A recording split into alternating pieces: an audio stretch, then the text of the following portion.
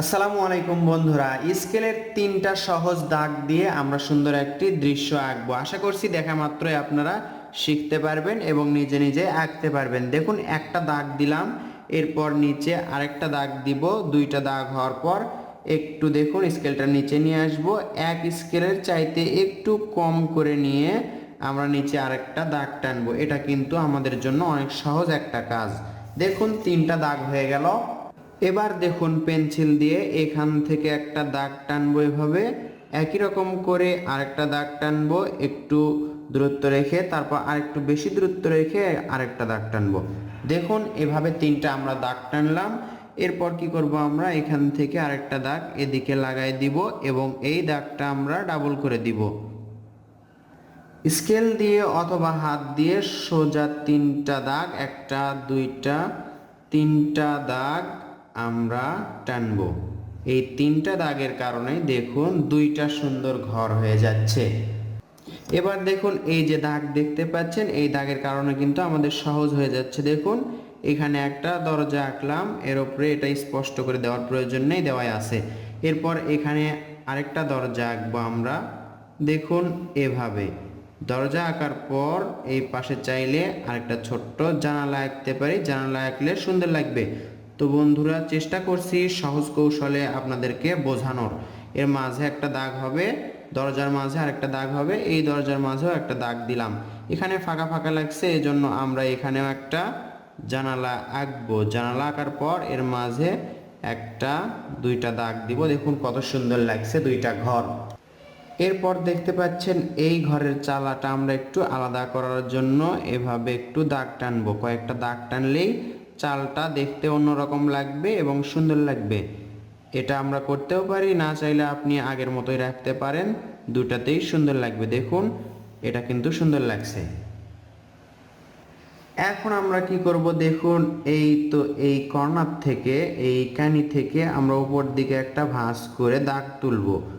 এত দূর পর্যন্ত তুললাম এবং এখান থেকে আরেকটা দাগ নিচের দিকে আসা সাথে সাথে দেখুন একটু চওড়া বা মোটা হচ্ছে, এটার সাথে লেগে দিলাম।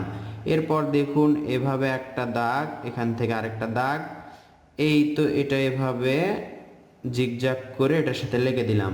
এদিকে একটা দাগ, এদিকে আরেকটা দাগ, এটা এখন এটার সাথে এভাবে লেগে দিব, এটাও এটার সাথে এভাবে লেগে দিব। এখান থেকে উপর দিকে একটা দাগ তুলবো, এখান থেকে একটা দাগ তুলবো এবং এটা জিগজ্যাগ জিগজ্যাগ করে আমরা লেগে দিব। তাহলেই হলো কি সুন্দর একটা কি গাছ, তাল গাছ। তাল গাছটা কিন্তু সুন্দর লাগছে।